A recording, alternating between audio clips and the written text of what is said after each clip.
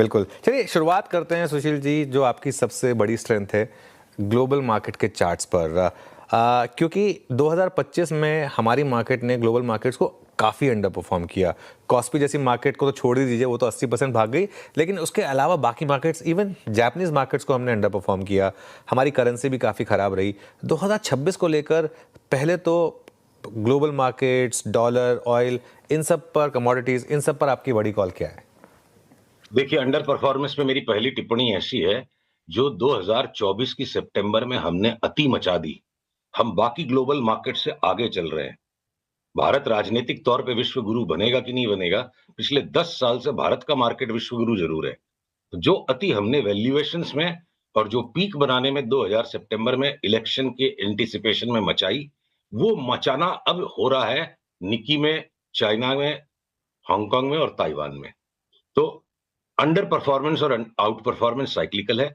और अब जो हम 2026 में इन सारे ईस्ट एशियन मार्केट्स की धुलाई देख रहे हैं, तो वहां पे इंडिया रेजिलिएंट रह जाएगा। पहला ये बिंदु। दूसरी चीज, जो ग्लोबल मार्केट्स की तीन बड़ी थीम्स मुझे कहीं पे साल भर का, कहीं 3 और 5 साल के, मैं बताते जाऊंगा टाइम फ्रेम साथ में, जो बड़े हमें टेक्टोनिक शिफ्ट नजर आ रहे हैं, वो ये है कि देखिए, प्रेशियस मेटल्स का सट्टा एक टाइम तक मजबूत पकड़ता जाता है और उसके बाद वो साइकिल शिफ्ट होती है। एग्री कमोडिटीज और एनर्जी कमोडिटीज के अंदर में सट्टा बहुत जोर से एक्सपैंड होता है। तो वो आगे पीछे महीने 2 महीने की बात है। मैं गोल्ड सिल्वर पर फिलहाल कुछ महीनों से गलत हूं, तो उस पर मैं बहुत स्ट्रांग टिप्पणी नहीं दूंगा। पर क्रूड ऑयल हम आगे चल के और एक्सप्लेन करेंगे डिटेल में चार्ट के साथ। सारे अंडर एस्टिमेट कर रहे हैं क्रूड ऑयल को, और क्रूड ऑयल में भयंकर तेजी है अगले 5 साल। और वो भयंकर तेजी ही स्टॉक मार्केट की तेजी का प्रूफ है, वो भी मैं एक्सप्लेन करूंगा। एग्री कमोडिटीज में अपनी महीने 1.5 महीने 2 महीने पहले बात हुई थी, ये गुआर गम जैसी और ये हल्दी जैसी कॉन्ट्रैक्ट्स के अंदर में 2 गुना 3 गुना भाव हो जाएंगे। और हम ग्लोबल मार्केट्स में शुगर का फाइनल बॉटम देख रहे हैं, वो पोस्टपोन्ड हुआ है। तो ये अब शुगर का भी वो फाइनल बॉटम आने लग गया। अगर बलरामपुर चीनी में यहाँ से 1,000 रुपए की कॉल हमारे क्लाइंट्स के साथ हमने कि 2 साल में भाव आ जाए, ये हमने अगर डिस्कस किया, तो एग्री कमोडिटीज और एनर्जी कमोडिटीज की एक बड़ी cyclical shift, theme number 1। Theme number 2, जो कंप्लीट कंसेंसस बना हुआ है कि फेड तो बेचारा हो गया, उसके पास कोई रास्ता ही नहीं, उसको रेट्स काटना पड़ेगा। अमेरिका में इन्फ्लेशन का अगर एक्सप्लोजन आ रहा है सामने, जो हम बाकी की भी डेटा को एनालिसिस करते हैं चार्ट के सिवा, और America will become the biggest exporter of inflation world wide. तो डॉलर इंडेक्स एक बार 103 तक जाए, वहां हम फैसला लेंगे कि 120 का ब्रेकआउट आ रहा है, या एक टेम्पररी 6 महीने की डिक्लाइन वापस 95 तक आएगी और उसके बाद 120 जाएगा। तो एक तो अगले 5 साल की थीम कि डॉलर बहुत मजबूत हो जाएगा, और साथ में रेट्स अगले साल 1.5 साल अक्रॉस द यील्ड कर्व अगर बढ़ेंगे, तो over heated US economy will create a surprise after the initial correction. जो इनिशियल ग्लोबल मार्केट्स का करेक्शन हम जनवरी का अंत तक, फरवरी से कहीं से भी स्टार्ट हो जाना चाहिए। तीसरी जो बड़ी थीम को हम देख रहे हैं, जो कि shift into energy and agree commodities and overheating of US economy, that crude के सारे वर्ल्ड के एनर्जी डायनामिक्स चेंज हो जाएंगे। भले वेनेजुएला 1% एक्सपोर्ट करता है और लार्जेस्ट प्रोड्यूसर है, सऊदी अरेबिया भी अमेरिका के कब्जे में, वेनेजुएला भी, वर्ल्ड की बहुतायत जो ऑयल की कैपेसिटी है, अगर एनर्जी डायनामिक्स पूरे वर्ल्ड के चेंज हो जाएंगे, तो इन तीन थीम्स पर येन का जो कैरी ट्रेड है, एक बार 25% का येन का जो करेक्शन हमें अगले 3 से 4 महीने में नजर आता है, वो वही कारण बनेगा ईस्ट एशियन मार्केट्स के कोलैप्स का। और इंडिया ने जो पिछले साल ही अति मचा दी थी और उसके बाद बहुत अंदर गहरी डैमेज है स्टॉक्स में, तो इंडिया के मार्केट्स की जो डैमेज होनी थी वो हो चुकी है, और उसको एशियन मार्केट्स के साथ गिरना जरूरी नहीं है। ये हमारी मेजर ग्लोबल थीम है। और हम इसके आधार पर जो इन्फ्लेशन की जो बड़ी बेट है, हम लास्ट 1.5 साल से लगातार मेंटेन करें एफएमसीजी एफएमसीजी एफएमसीजी। तो अभी भी एफएमसीजी के अंदर अगर कॉलगेट के जैसा स्टॉक यहां से साल 1.5 साल में 2.5 गुना हो जाए, वो बाई का ट्रिगर आना बाकी है, एनी टाइम वो आना चाहिए। तो इस तरह के स्टॉक्स में मोटे पैसे बनेंगे, क्योंकि सारे संसार में कॉम्प्लेसेंस और एक कन्वीनियंट एडजस्टमेंट लोगों ने अपने माइंड में कर लिया कि रेट्स को तो घटना ही पड़ेगा। तो परिवर्तन ही मात्र एकमात्र एकमात्र स्थायी सत्य जो है, वो परिवर्तन ही है संसार में भी और स्टॉक मार्केट में भी। और डेटा हमें बता रहा है कि इन्फ्लेशन को लेकर कॉम्प्लेसेंसी जो है, उसकी जगह रीपोजिशनिंग स्टार्ट करनी चाहिए। अगर ऐसा है तो फिर तेजी कैसे आएगी? यूएस में तो इन्फ्लेशन को सबसे बड़ा दुश्मन मानते हैं, और वहां तो इन्फ्लेशन आती है तो मार्केट गिर जाता है, और अगर यूएस गिरेगा तो हम भी गिरेंगे। ऐसा है ना जी, जनमानस को पूरा एक सिस्टमैटिक, इस सिविलाइजेशनल फ्लॉ ये है कि मासेस को ना विचारों की अफीम पिलाई जाती है। देख, बहुत कॉमन सेंस के सिंपल उदाहरण से समझिए। दो लोग हैं, दोनों 100 रुपया कमाते हैं। एक व्यक्ति 80 रुपया खर्च करता है और एक व्यक्ति क्रेडिट कार्ड और लोन लेके 120 रुपया खर्च करता है। बहुत सिंपल मॉडल आपको दे रहा हूं समझने के लिए। तो 100 की कमाई दोनों की सेम है। एक आदमी ज्यादा खर्च करता है, कम करता है, यानी एक आदमी 20 रुपया बचा रहा है, एक आदमी 20 रुपया उधारी ले रहा है। अब अगर 10% का इन्फ्लेशन आया, दोनों की कमाई 110 हो जाएगी, पर एक व्यक्ति का खर्चा 80 से 88 हो जाएगा और दूसरे व्यक्ति का खर्चा 120 से बढ़ के 132 हो जाएगा। तो इन्वेस्टिबल सरप्लस और इन्वेस्टिबल डेफिसिट यानी बोरोइंग, वो भी इन्फ्लेशन के अनुपात में बढ़ती है। और इस एक सिंपल विचार से आप समझ सकते हो कि गरीब आदमी और गरीब होता जाएगा, अमीर आदमी और अमीर होता जाएगा इन्फ्लेशन के लिए। तो इन्वेस्टमेंट कौन करता है? जिसके पास इन्वेस्टिबल सरप्लस है। तो इन्फ्लेशन से कभी नहीं डरना। इकोनॉमिक्स के अंदर में भ्रांतियां जो फैलाई गई है, किताबी बातें जो अधूरी बात पढ़ के लोग फैला देते हैं, इकोनॉमिक्स में कुछ भी बढ़ना या घटना दोनों खराब नहीं है। Unanticipated change due to which economic agents cannot make adjustments and adapt to the new world, वो खराब होता है। एंटिसिपेटेड चेंज ऑलवेज प्रॉफिट का कारण होता है, चाहे रेट्स बढ़े चाहे इन्फ्लेशन बढ़े। बिना इन्फ्लेशन के तो शेयर बाजार का भट्टा बैठ जाएगा। अगर कोलगेट जैसी कंपनी, हिंदुस्तान लीवर जैसी कंपनी या आईटीसी जैसी कंपनी का भी एक बार सरकारी प्रकोप से जो भट्टा बैठा है, इन कंपनियों का मूल यही है कि कितना भी इन्फ्लेशन आ जाए, लोगों को इनका सामान खरीदना ही पड़ेगा। तो inflation, benign expected inflation is the basis of all bull markets.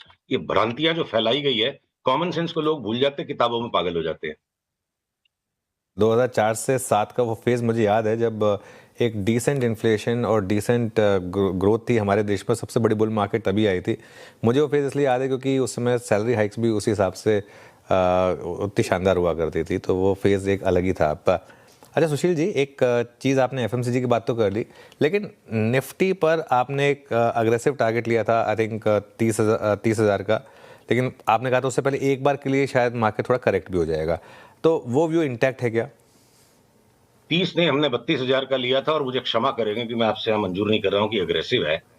आप ये देखो, 11-12% की कंपाउंडेड एनुअल ग्रोथ रेट आप लगा लो बॉटम टू बॉटम। और टॉप्स के ऊपर में क्या है ना, थोड़ा सा वो इमोशनल जब परकअप आता है तो और 2% एक्स्ट्रा जोड़ लो। तो अगर 26,000 की निफ्टी 32,000 हो जाती है 1.5 साल में, है यहां से 2027 की जुलाई तक मान लो, तो 1.5 का 2.25 पकड़ लो, पर आप 1.5 ही पकड़ो। तो 11% इंटू 11%, 22, 23, 24% हो गए। 2600, 2600, 5200, 20% अगर यहां से निफ्टी बढ़ जाती है तो 32,000 आ जाता है। देखिए, ब्लू वाटर्स में जब, अनचार्टेड टेरिटरीज में जब जब पानी का जहाज या आसमान में जहाज उड़ जाता है, तो बहुत बड़ा रोमांच प्रतीत होता है। तो 32,000 तो बहुत सामान्य बात कही है मैंने। मैं अगर आपको कहूं कि 2032-33 तक 50,000 निफ्टी हो जाएगी, तो थोड़ी भ्रिकुटी तननी चाहिए, पर वो भी गलत नहीं है। अगर हम बिल्कुल नॉर्मल कामकाज करते रहें, we remain the corrupt inefficient Indians, तभी 11-12% निफ्टी का इंडेक्स फंड आपको कंपाउंडेड ग्रोथ देता रहेगा। तो मैं तो बहुत कंजर्वेटिव फोरकास्ट दी है आपको। ठीक है, कंजर्वेटिव फोरकास्ट दिया आपने। चलिए अब आते हैं थोड़े से स्टॉक्स पर। आपने एफएमसीजी की बात कर दी, आपने एक दो एफएमसीजी के नाम भी ले लिए। एक्स ऑफ एफएमसीजी यहाँ से, और पहले बड़े स्टॉक्स की बात करेंगे, फिर छोटे स्टॉक्स पर आएंगे। निफ्टी के स्टॉक्स में या लार्ज एफएनओ स्टॉक्स में एक्स ऑफ एफएमसीजी आपकी फेवरेट्स क्या होंगी? नॉन फेवरेट्स की लिस्ट बहुत छोटी सी मुझे अलाउ कीजिए, पहले मैं वो कह दूं। एचपीसीएल, बीपीसीएल, जिसमें हम लगातार 5 साल तेजी करते आए, अब हमने अपने क्लाइंट्स को समझा दिया है, इस सारे शेयर बेचो। एचपीसीएल, बीपीसीएल के ऑयल मार्केटिंग कंपनीज की चार्ट कह रही है, खाली हमारा अनुमान कि ऑयल के डायनेमिक्स चेंज हो जाएंगे। अगले 2-3 साल में इनका भट्ठा बैठता दिखता है मुझे। दूसरी चीज, जो मेटल्स के ऊपर में जो परकअप है, मेटल्स के ग्लोबल डायनेमिक्स ऐसे हैं कि अब मेटल्स में भट्टा बैठेगा। तो इन दोनों को छोड़ के घूम फिर के बारी बारी से सबका नंबर आएगा। अब उस नंबर में या तो हम अलग अलग टाइम फ्रेम पे कहीं एक्सट्रीम मूव्स दिखेंगे, जैसे अडानी और रिलायंस की मैंने बात की कि अगले 5 साल में अडानी 10 बैगर और 7 साल में रिलायंस 10 बैगर। पूरी ये कंपनियां पहचान नहीं पाओगे 5 साल में दोनों का क्या क्या कलर हो जाएगा। तो उसके सिवाय अगर मैं थोड़ा मीडियम टर्म पकड़ूं, और जहां विरोधाभास है उसका कैसे विरोधाभास का रेजोल्यूशन होगा वो आने वाला वक्त बताएगा। हमने 4-5 दिन पहले एक स्टडीड कॉल निकाला कि जिस प्राज इंडस्ट्रीज में जब तेजी शुरू होती है तो पूरा सोशल मीडिया बज हो जाता है, और अभी सन्नाटा छाया और चार्ट बिल्कुल दब के तैयार है कि यहां से इसको स्टॉक को पीना शुरू करो। अगर हम शुगर में भी बहुत भयंकर तेजी में कि शुगर के प्राइसेस बढ़ जाएंगे, तो प्राज इंडस्ट्रीज तो शुगर के प्राइसेस के साथ चलता नहीं है। तो प्राज इंडस्ट्रीज पे पैनी नजर रखनी होगी कि कंपनी कितना डाइवर्सिफिकेशन कर रही है अवे फ्रॉम शुगर, और कितनी वो अपने आप को री इंजीनियर कर रही है। बस प्राज इंडस्ट्रीज जैसे स्टॉक में मान लीजिए 20 गुना तक हो जाने का स्कोप 3 से 5 साल में लगता है। अब मैं अगर आपके इंडेक्स वाले सवाल को टोकू, जैसे बीच में प्राज को इसलिए डाला कि इंडेक्स के बाहर की भी जो अपॉर्चुनिटीज है उसको भी ध्यान में रखिए। तो विद इन द इंडेक्स अगर आपको आईटी के स्टॉक्स पे जो कंप्लीट अंडर रेटिंग हो गई और बैंक्स के ऊपर जो कंप्लीट ओवर रेटिंग हो गई, या हमें एक रिलेटिव परफॉर्मेंस पे रिवर्सल दिखता है कि बैंक्स में हार्डली एनी रिटर्न्स बनेंगे लार्ज बैंक्स में अगले 3-4 साल में। 6 महीने के लिए एक बार एचडीएफसी भी नीचे दब गया, आईसीआईसीआई ऊपर उछल जाएंगे, वो अलग बात है। लंबे टाइम की बात करें, वो लाइमलाइट को हॉग करेगा एफएमसीजी के साथ साथ आईटी सेक्टर। और मैं इसमें कोई नई बात नहीं कह रहा हूं, आप 30-40 साल का डेटा उठा के देखो। एक बहुत इंपॉर्टेंट बात आपको बतानी है, देखिए कन्वेक्सिटी ऑफ रिटर्न्स जो बॉन्ड ट्रेडर्स जानते हैं, करेंसी के सामने अगर हम स्टॉक मार्केट को देखें तो डॉलर तो लगातार रुपी के सामने बढ़ता गया और स्टॉक मार्केट भी बढ़ता गया, पर हम शॉर्ट टर्म में खुश हो जाते हैं जब जब रुपी स्ट्रांग होने वाला है। यहाँ कन्वेक्सिटी काम कर रही है। जब रुपया 10% अप्रिशिएट करता है, स्टॉक मार्केट 22-25% ऊपर बढ़ जाता है। और जब रुपया डिप्रिशिएट करता है, रुपया 10% डिप्रिशिएट करेगा, स्टॉक मार्केट 5% ही डिप्रिशिएट करेगा। तो जो बीटा कंप्रेशन है रुपी डॉलर के और हमारी निफ्टी के साथ में, इस बीटा कंप्रेशन में हाईएस्ट बीटा कंप्रेशन एफएमसीजी और आईटी स्टॉक्स का है। जो डैमेज आईटी स्टॉक्स ने पहले कर ली और रुपए ने बाद में की, और अब आईटी स्टॉक्स ऊपर चलने लग गए और रुपया फिर भी डैमेज होता गया। सबसे ज्यादा यहां से आईटी स्टॉक्स भागेंगे। Highest beta compression IT stocks का और एफएमसीजी का है। तो ये दो हमारे फेवरेट्स हो गए over a period of time. तो इंडेक्स के अंदर में अब अगर जो एनबीएफसी बिल्कुल आसमान में चले गए हैं, हमें तो टॉप आउट दिखता है चार्ट्स के हिसाब से। बाकी जो डिस्क्रिप्टिव इंफॉर्मेशन आती है, जो न्यूज आती है, वो हमेशा गुलाबी होती है टॉप्स पे। तो हम एनबीएफसी को बाहर रखेंगे। पीएसयू बैंक्स जो थोड़ा इंडेक्स में है और कुछ उसके बाहर है, एक बड़े डिप के बाद इनमें भी वापस 1.5 साल का बड़ा आउट परफॉर्मेंस आना चाहिए। और और आईटी एफएमसीजी के अलावा रिलायंस अडानी हो गए, लार्सन एंड टूब्रो जैसा स्टॉक एक बार करेक्शन देना बाकी है। बाकी तो इंजीनियरिंग के स्टॉक्स जो हैं, जो आपके पावर सेक्टर के स्टॉक्स हैं, और जो आपके नेशन बिल्डिंग वाले जितने भी स्टॉक्स हैं इंफ्रास्ट्रक्चर के, तो not just out of a fundamental bias, उन सब की चार्ट्स लॉन्ग टर्म में पॉइज्ड है, पर एक डिप का इंतजार है उनमें। एक रीजनेबल करेक्शन की जरूरत है और उसके बाद फिर उनका भी 3-4 साल का एक तरफा लंबा रिलेटिव वैल्यू पे फेज आना चाहिए। अच्छा सुशील जी, एक सवाल आपसे पूछता हूँ, हालांकि शायद वो आपकी लिस्ट में ना हो, लेकिन ट्रेंड का चार्ट क्या कह रहा है? ट्रेंड में वो लोग बुरी तरीके से फंसे हैं और आज भी एक्सीडेंट ऑफ द डे करीब करीब 7-8% नीचे है स्टॉक। ट्रेंड हमारे यहाँ पे बाई की लिस्ट पे है, और जितना भी जो एक्सीडेंट आ जाए, देखिए क्या है, दांव को टुकड़े टुकड़े में लगाया जाता है। अगर अगर पीसीआर चाहे तो हमारी ये चार्ट स्क्रीन से शेयर करें। आप देखें ट्रेंड के अंदर में ये जो हाईएस्ट पीक था 8,345 से, जो घटते घटते पूरी वेव काउंट कंप्लीट हो गई। ये नया बुल जो स्टार्ट हुआ है, उसी में जो डिसबिलीफ का कोलैप्स है। अब जिस दिन ये लास्ट 2-3 दिन के स्विंग हाई को क्रॉस करेगा, तो हम वापस से अग्रेसिव कॉल रीएक्टिवेट कर देंगे कि पोजीशंस को बढ़ाओ। हम ट्रेंड में मानसिक रूप से तैयार है कि अगले 2 साल में ट्रेंड यहाँ से 3 गुना हो गया तो कोई बड़ी बात नहीं होगी। तो क्षण क्षण का सौदा और एक लंबे ट्रेंड का सौदा अलग है। वो सौदा अभी पूरी तरह एस्टैब्लिश नहीं हुआ है, पर पूरे रंग ढंग है कि वो कलर लौट आएगा। अभी जो पैनिक और घबराहट है, इसमें अपनी रिस्क कंट्रोल के हिसाब से जितने शेयर्स संभाले जा सकते हैं उतने रखिए, और पिछले स्विंग हाई को क्रॉस करने के बाद अग्रेसिव तेजी वापस शुरू कीजिए। ओके, चलिए अब आते हैं कुछ छोटे स्टॉक्स पर। एक तो आपने नाम ले लिया, वैसे छोटा नहीं है प्राज, लेकिन इसके अलावा एफएनओ या नॉन एफएनओ में आपकी बिग बेट्स क्या होंगी इस साल की? लिस्ट बहुत लंबी है अनुज जी, और उनको क्या है ना, समय पे जब उनका पूरा रिवर्सल आ जाए तब बात की जाती है। जैसे एक साल के नजरिए में हमें मीडिया के 7-8 स्टॉक्स लगते हैं डबल हो जाएंगे, चाहे वो सन फार्मा हो, चाहे वो जी हो, या इंटरटेनमेंट नेटवर्क जैसा छोटा स्टॉक खाली रैली करते करते भी यहाँ से 3 गुना हो जाए। आपका नेटवर्क 18 का स्टॉक डबल 2.5 गुना हो जाए। तो मीडिया के सारे स्टॉक्स हैं जिनमें एक एक करके ब्रेकआउट्स आ रहे हैं। अब मान लीजिए कि एम्बर इंडस्ट्रीज है, एफएनओ में भी है, आप इसको छोटे स्टॉक में भी गिन सकते हो। 6,620 के भाव पे हमने इसमें बाई कॉल जनरेट किया कि 12,000 का भाव लगता है साल पूरा होने के पहले पहले। अगर यूटीआई एएमसी जैसा स्टॉक भी दबा हुआ है, कुटा हुआ है, पिटा हुआ है, और इसने कैपिटल मार्केट्स के सारे स्टॉक्स की रैली में पार्टिसिपेट ही नहीं किया, लैगार्ड है। अब इसकी वो साइकिल आ रही है कि 1000 वाला 2000 हो जाए साल भर में, तुम्हें कोई बड़ी बात नहीं लगती है। ग्राइंडवेल नॉर्टन जैसा स्टॉक, जैसे मैंने आपको लास्ट टाइम हिंट की थी कि अब्रेसिव्स के जो स्टॉक्स हैं, अगर अगर एक बार यहाँ से 50% बढ़े, वापस आज के लेवल को रीटेस्ट करे और उसके बाद 4 बैगर हो जाए 3-4 साल में, तो कोई बड़ी बात नहीं है।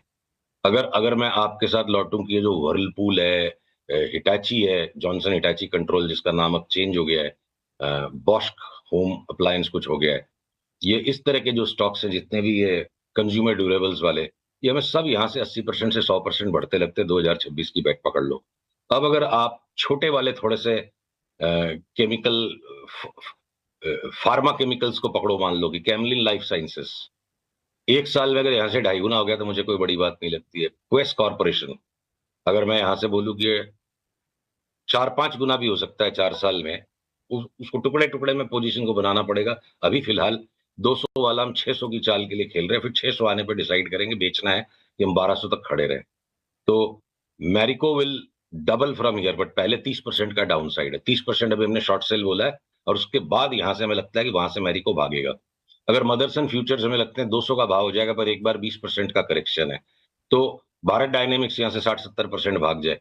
एनएमडीसी जैसा स्टॉक में साथ में बाइसेल दोनों बता दूं, हमें लगता है एनएमडीसी का स्टॉक यहां से आधा हो जाएगा। 50% ड्रॉप मेटल्स की और माइनिंग की, आगे एक बार बैंड बजनी है और वो पिक्चर आने लग गया।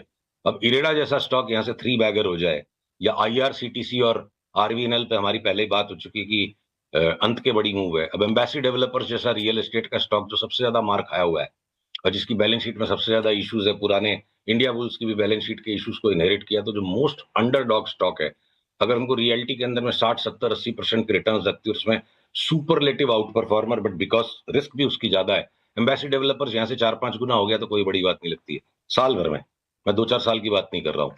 तो ये सारे हमारे जो रिसेंट कॉल्स हैं, अब सीएससी में 50% बढ़ जाए, या ओरिएंट पेपर जैसा स्टॉक अगर यहाँ से 60-70% बढ़ गया, इंगरसोल रैंड 75% बढ़ गया, तो दुनिया भर की ट्रेडिंग बेट्स है। यस बैंक जो हमने नीचे 16 रुपए से बेट ली कि 32 हो जाएगा, अब वापस उसमें बाई आ गया, एक छोटा करेक्शन देके कि 30 की चाल आ गई, 35-40% की बढ़ेगा। आमरा राजा और एक्साइड जैसे स्टॉक यहाँ से 40-50% बढ़े, वापस साल के अंत तक 2026 में फिर से करंट लेवल को रीटेस्ट करे और अगले 2-3 साल में 2-3 गुना हो जाए। तो इस तरह दो तरफा बीच में मूव्स के साथ साथ बहुत बड़ी बड़ी चाल सामने मार्केट में बन रही है। ऑलराइट। पॉलीमेडिक्योर जैसा स्टॉक जो अगर 4 से 5 गुना हो जाए अगले 2 साल में, तो कोई बड़ी बात नहीं है। और नई बात नहीं कर रहा हूं, पिछले 20 साल में इसी तरह का परफॉर्मेंस आया है। जब इसमें साल भर का करेक्शन आ जाए, दबोच लो, 4 गुना हो जाता है, फिर साल भर का करेक्शन आए, फिर दबोच लो, तो वापस वो पॉलीमेडिक्योर में वो सेटअप आ गया है। बहुत बहुत शुक्रिया सुशील जी, मज़ा आया आज इतने सारे स्टॉक्स पर और इंडेक्स पर बात करके आपके साथ। अगले मंगलवार आपसे फिर बात करेंगे। फिलहाल के लिए ऑल द बेस्ट आपको और happy new year once again. Happy new year to you and your viewers, to everyone. और जाते जाते वीरू का favourite stock Jubilant Food Works, ये भी 1000 रुपया लगता है। चलिए।